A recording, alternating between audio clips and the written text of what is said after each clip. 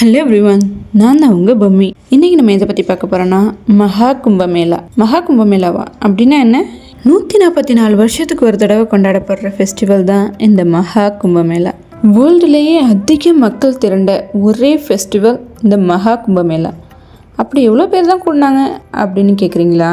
4000 5000மோ இல்லை 4 லட்சம் 5 லட்சமோ இல்லைங்க, 40 கோடி மக்கள் ஒரே இடத்துல திரண்ட திருவிழா இந்த மகா கும்பமேளா.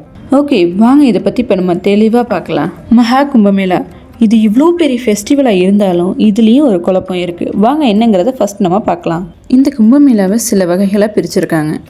ஆர்த் கும்பமேளா, பூர்ண கும்பமேளா, மகா கும்பமேளா. இந்த ஆர்த் கும்பமேளாங்கிறது 6 வருஷத்துக்கு ஒரு தடவை நடக்கிறது. பூர்ண கும்பமேளா 12 வருஷத்துக்கு ஒரு தடவை நடக்கிறது. மகா கும்பமேளா 144 வருஷத்துக்கு ஒரு தடவை நடக்கிறது. 12 வருஷத்துக்கு ஒரு முறை நடக்கிற பூர்ண கும்பமேளா 12 வாட்டி நடந்து அந்த 12ஆவதாக நடக்குதுல கும்பமேளா, அதுதான் மகா கும்பமேளா.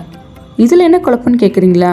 இதுவே 12 வருஷத்துக்கு பின்னால் போய் 2013 என்ன நடந்ததுன்னு பார்த்தா அதையும் மகா கும்பமேளா அப்படின்னு தான் சொல்லியிருக்காங்க. ஸோ இதுதான் உண்மையான மகா கும்பமேளா அப்படிங்கிறது ஒரு கேள்விக்குறியாக தான் இருக்குது. இந்த கும்பமேளா எங்கெங்கெல்லாம் நடக்குது, இப்போ அது எங்கே நடக்குதுன்னு பார்க்கலாம். ஹரித்வார், பிரயாக்ராஜ், உஜ்ஜயினி, நாசிக் இந்த 4 நகரத்துலேயும் நடக்குது. இப்போ இந்த மகா கும்பமேளா உத்தரப்பிரதேச மாநிலத்தில் பிரயாக்ங்கிற நகரத்தில் தான் நடக்குது. 40 கோடி மக்கள் இந்த ஒரே நகரத்துக்குள்ளே வந்தால் அந்த நகரம் தாங்குமா? முடியாதுல்ல.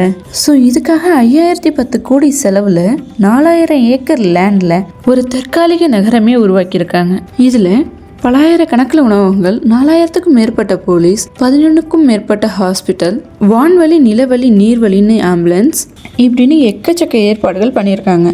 மகா கும்பமேளா இதுக்கான தமிழ் அர்த்தம் என்னன்னு பார்த்தோன்னா, கும்பம்னா கலசம், மேலனா திருவிழா, அதாவது கலச திருவிழா அப்படிங்கிறது தான் தமிழ் அர்த்தம். யாரோட கண்ணிலையும் படாம மலையிலையும் குகையிலையும் காடலையும் வாழ்ற நாகசாதுக்கள், துறவிகள், சிவனடியார்கள், அகோரிகள் அப்படின்னு எல்லாரும் இந்த மகா கும்பமேளாவில் கலந்துக்கிறதுக்காக இந்த இடத்துக்கு வராங்க. எல்லாத்துக்கு பின்னாடியும் ஒரு புராண கதை இருக்கும்ல, அது போலதான் இந்த மகா கும்பமேளா உருவாவதுக்கு பின்னாடியும் ஒரு புராண கதை இருக்கு.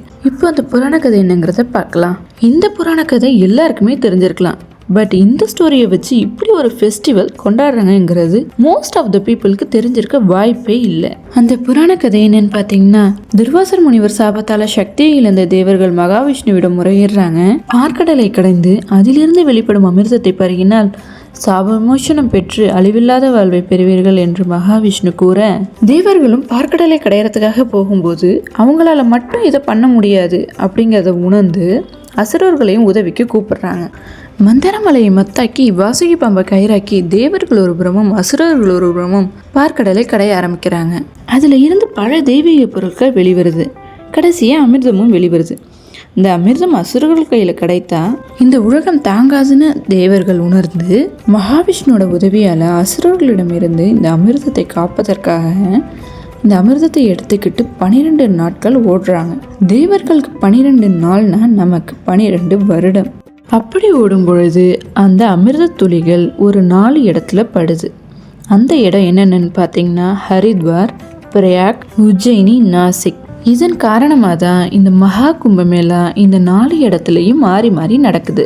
இந்த கும்பமேளாவோட முக்கிய அம்சம் என்னன்னா, கங்கா, யமுனா, சரஸ்வதி, ஷப்ரா, கோதாவரி இது மாதிரியான புனித நதிகளில் நீராடி அவங்களோட பாவத்தை போக்கி ஒரு புதிய மனுஷனாக வாழலாம் அப்படிங்கிறது தான். இப்போ மகா கும்பமேளா நடக்கிற இந்த பிரயாக்ல என்ன நதி இருக்குன்னு பார்த்தா, கங்கா, யமுனா, சரஸ்வதி இந்த 3 சங்கமமாகிற இடம் தான். 40 கோடிக்கும் அதிகமான மக்கள் அவங்களோட பாவத்தை போக்குறதுக்காக மட்டும் இந்த இடத்துல கூடுறாங்கன்னா அது ரொம்பவும் ஆச்சரியப்படுறதுக்கான ஒன்றா தான் இருக்குது. இந்த மகா கும்பமேளா ஜனவரி 13 இருந்து பிப்ரவரி 26 வரைக்கும் நடக்குது. இப்போ உங்களுக்கு இந்த மகா கும்பமேளானா என்னங்கிறது புரிஞ்சிருக்கும்னு நான் நம்புகிறேன். இந்த வீடியோ உங்களுக்கு பிடிச்சதுனால லைக், ஷேர், கமெண்ட் பண்ணுங்கள். மறக்காமல் பொம்மி ரமு சேனலை சப்ஸ்கிரைப் பண்ணிவிடுங்க.